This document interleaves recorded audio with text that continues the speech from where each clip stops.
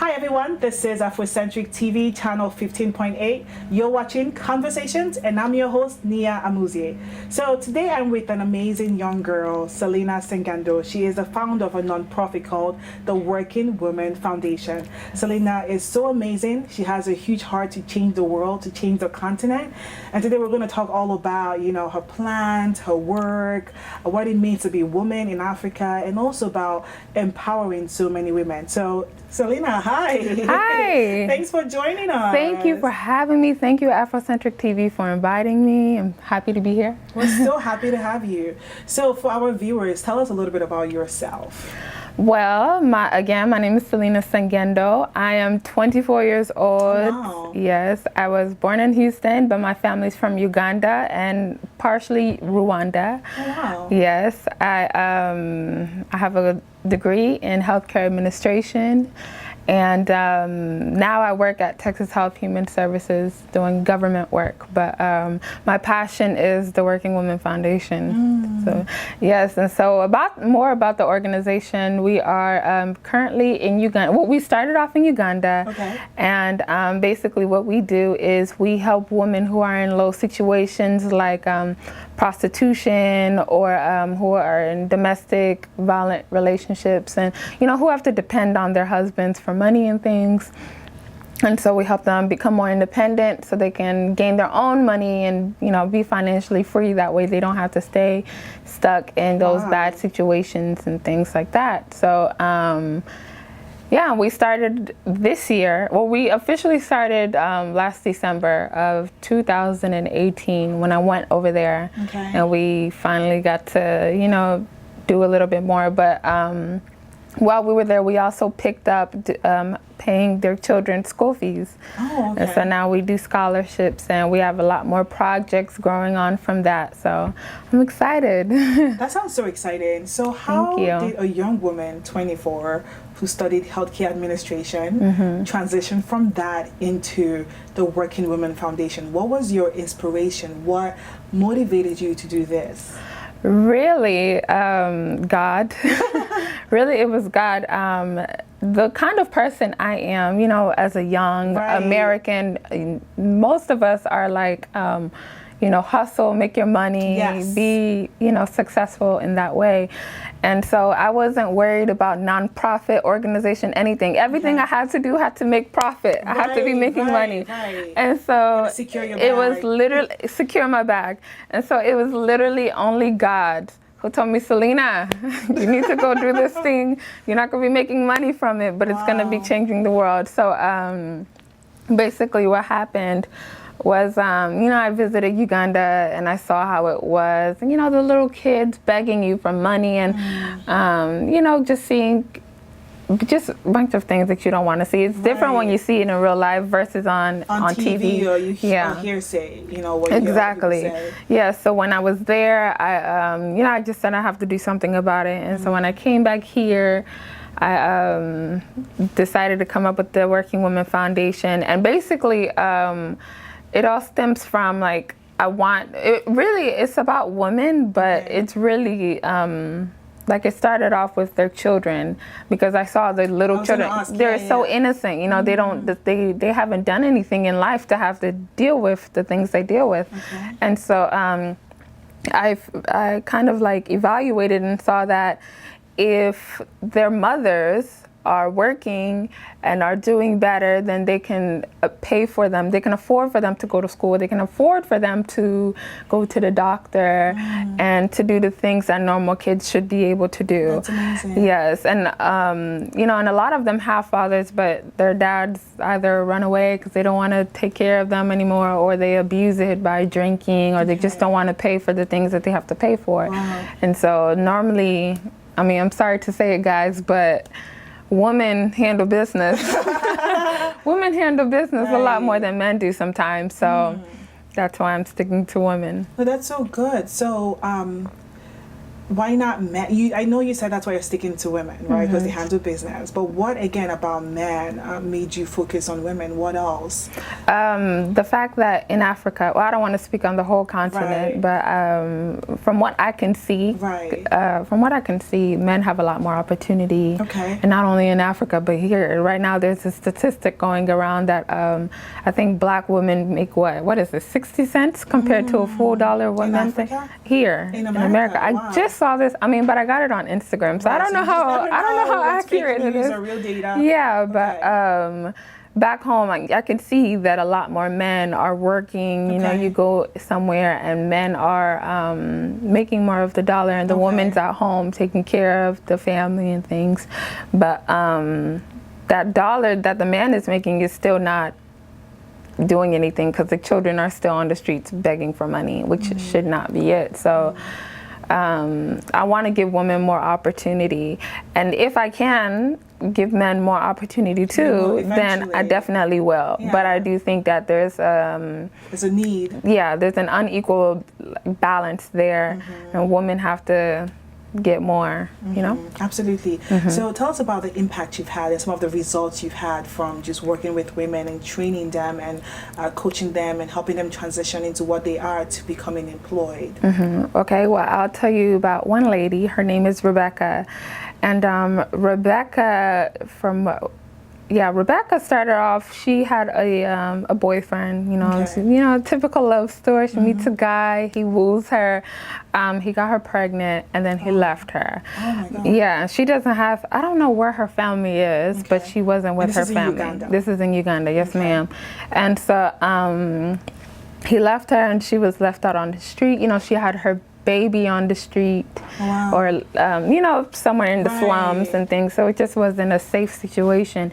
And so the fellowship, I work with a fellowship there, and the fellowship pastor, he found her on the street with this little newborn baby, like just sitting there. Oh my gosh. He said, why are you here, you know, what's going on? And she told him this, like, I don't have anywhere to go, and you know, she's crying. And so he took her in and allowed her to stay like at their church. Oh my God. Yes. And so when I visited in 2018, I met her, I met the baby. They're so cute. They're on our Instagram page. He's so cute, that little baby boy. But now she told me that she has the dream, the inspiration of, I believe she wants to own her own shop. She wants to own a store. Wow. And so I can't give her the store yet. I'm not rich yet, but I can't give her the store. You don't have the funds yet. Yes, but I was able to help her get a job in a store, so that way she can get the experience to move up. Okay. Yes, and so now she has a job, she's making money, and she's able to afford more things for her baby, which is, like, you know, that was my goal. The basic necessities now, yeah. So what kind of tools did you expose her to help her get a job? Did you have like an employment coaching program you had with her? Did you take her to classes? Did you just like help her go on Google to apply?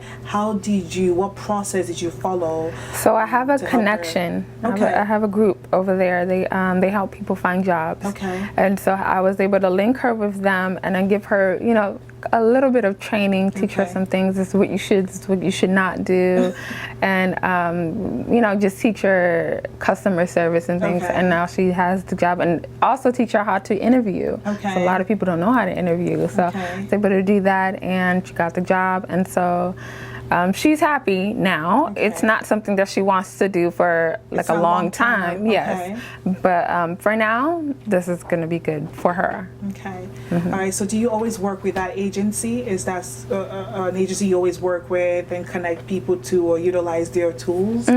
Well, for some of the ladies, because in total we have 40 women over there, and about 40. Well, some including children too. Yes, that are in the fellowship that have joined me, and so a few of them wanted to work in town, you know, because they're town jobs. So this group that I work with, they can help with like retail jobs, hospitality, like hotels, teaching, and just different things. And so I work with them for some people, but some people don't want to do that. And so for the others who don't want to For the others who don't want to work in town, like I have elderly ladies, or some people just who don't want to go that far, leaving their children back at home with nobody.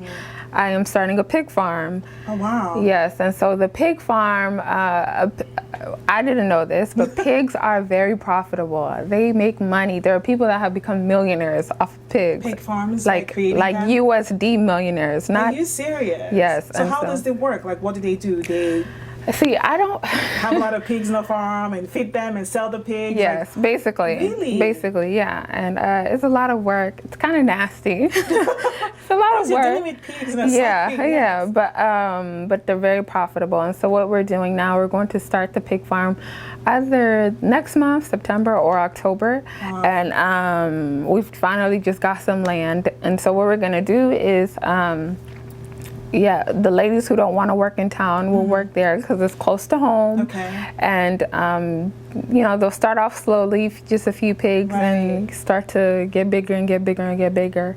And I'm hoping that this will be really big, this will help them out a lot.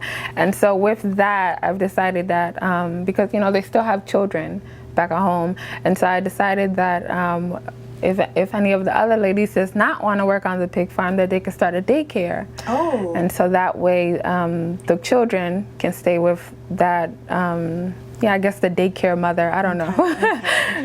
Okay. So they can stay with the daycare mother. And I want them to learn things that they don't learn in school. So I want them to learn things like gardening.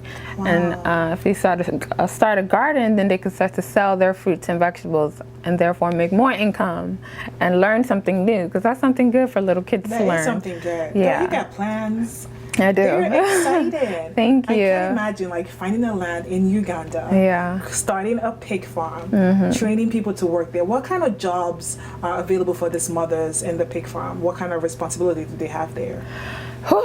There's a lot. I would say, for one, this isn't for the mothers, but we need security guards. Those are going to be men. So again, like I said, if I can get a job for a man, then I would definitely do it. Yes, so I want to find good guys, not guys who are going to be stealing or abusing or abusing their power. Exactly. So I want to find good men to work as security guards, and then also we need women who are going to take care of the pigs, who are going to, I love animals, so I want to make it a comfortable place. So, women who are the animals as well and the women? Okay. Yes, exactly. Okay. Yes. So, women who are going to be kind of make it their pet, like if I have a dog, I want, that's like my child. Okay. So, seriously. So I want this pig to feel like this is my baby, I want the job to be enjoyable. And so, there's different tasks that they have to do, and I don't yet know all of them since we're at the beginning stages. Okay. But call me back in 2 months, and I'll have a whole list for you. That's awesome. Yeah. So aside from acquiring the land, I know you said you have a whole list, but what is the logical next step, before you have them working with animals? To construct the pig farm. So I have to buy the materials, and I have to pay people to construct it for us and all these things. But I was blessed because I didn't know how the pig farm, where the money was going to come from. Honestly, I'm going to be totally real here. Honest. Yeah. Please, be real. This is all about, conversation is all about being real. Right. And so I had applied for a grant a few months ago, and it was of the U.S. Embassy in Uganda. And so I was able to win $5,000 to $10,000. Oh, wow. Yeah. Congratulations. Oh, no. I said I was able. You applied. Well, we're being positive here. It's going to happen, right? Knock on wood or something. It's going to happen. But, so we applied for that, but we didn't get it because it was our first grant, and we our budget was $1,000 above what they wanted. And I didn't know that you were supposed to keep it in, what the gift reward was. And so with that, I was thinking God, that was a lot of work, and I didn't get it. I was like, so how am I going to pay for this, and blah blah blah. And so after that, I was thinking okay, well, I don't think I want to do it with a grant anymore, because when you apply for a grant, from what I heard, you have to, do a whole bunch of extra work, give them all the receipts. You have to do everything the way they want it, and you just have to do things by their terms. Right. And sometimes things don't work out that way. Yeah, you need more flexibility. Exactly. And so I was like, okay, I'm going to try to do this by myself. Okay. And so ever since I got my job, I was like, I'll just pay out of pocket on my own and hopefully use donations. Right. But and then after that, I was speaking to my grandmother, and I remembered that she put some land in my name, but I didn't know what it was for. I just know that she put some land in my name. So I called her. I say, we call Grandma Jugja. So I say, Jugja, what's that? What's that land? What are you using it for anything? No and way. She said, I'm using it for a farm. And she said she has pigs and chickens, and I said, Jugja. Look at God. Jugja, can I use that land too? And she said, yeah, come on. So I'm just going to give her a little bit of extra money on every month, just to help support her. Selena, this is amazing. It is amazing. Literally, didn't I tell you God sent me to do this job? Because it couldn't be me. So somehow Jaja just had the land in your name. Exactly. And somehow when you didn't get the grant, you just remembered. Yes, that she had it. And apparently the land is also used for animals right. anyway. And she already has her pig farm built. So I said, wow, I just make it a little bigger, and it's there all we go. set. There we go. Just so it's God. I can't close my mouth. I'm shocked, but I feel like this is a positive thing. I feel like this is good. Even the idea, there are so many nonprofits out there, but this just sounds so creative. It sounds so different. It sounds lucrative, and it's like you're directly investing in the lives of people. And I think what Africa lacks is human resources, right? Workforce. And so you're creating that. You're creating that. And so in essence, you're helping the economy grow and the economy become better. Yes. Because I feel like women are like the strong, I'm not saying because I'm biased, I'm a woman, but women are very strong. And when you train a woman, it's like you're training a whole household, because they teach. They teach. Yes. Women are teachers. Yes. And so what you're doing is just monumental. And I just want to say thank you. And I just want to say, hats off to you. It's amazing. It's great. I'm excited for the future. I appreciate it. So this is in Uganda, and you said you're from Uganda and some parts of Rwanda as well. Do you have plans of expanding to Rwanda, to other parts of Africa? What are your expansion strategies right now? Well, I just last month we expanded to Nigeria.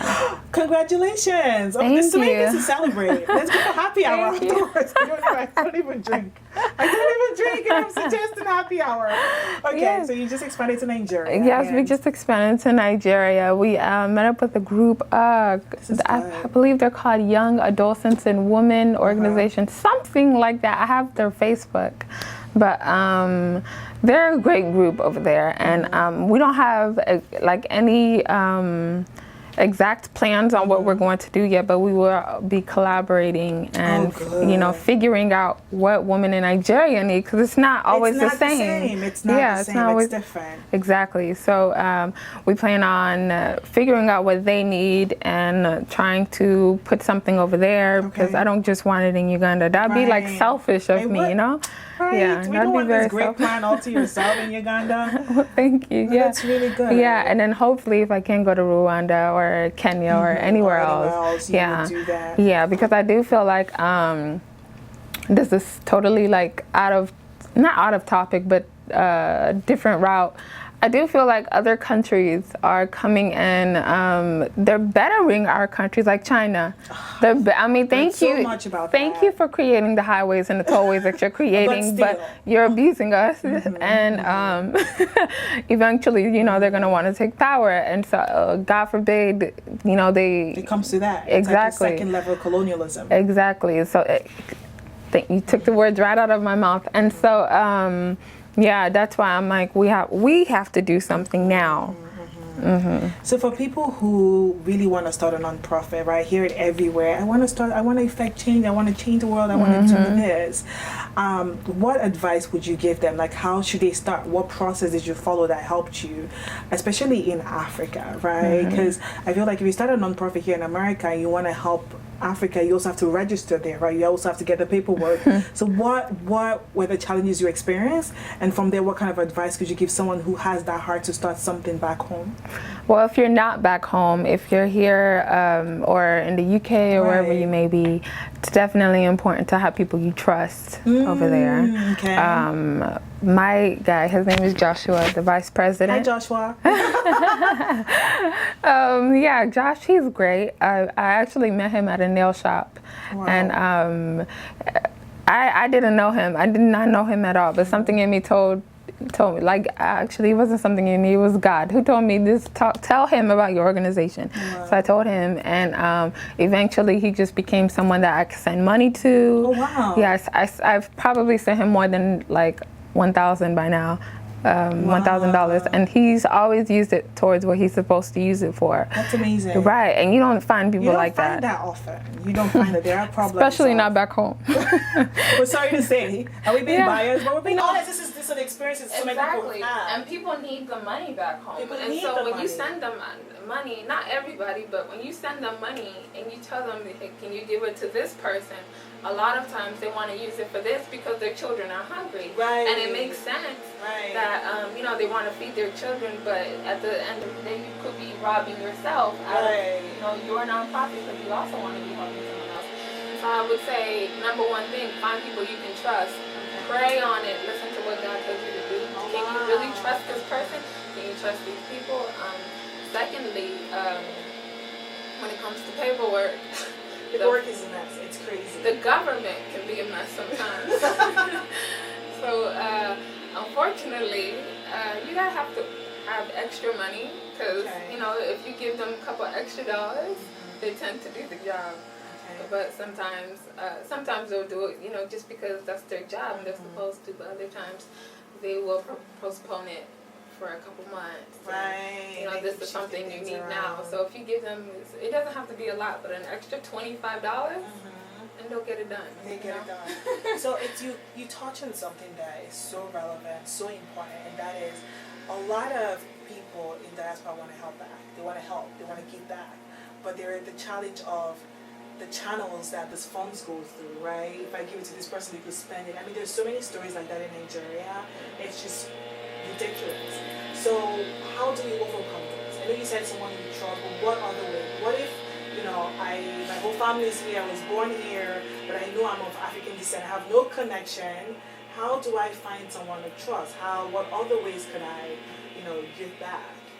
Well, I would say, number one, if you want to start your own thing, go over there.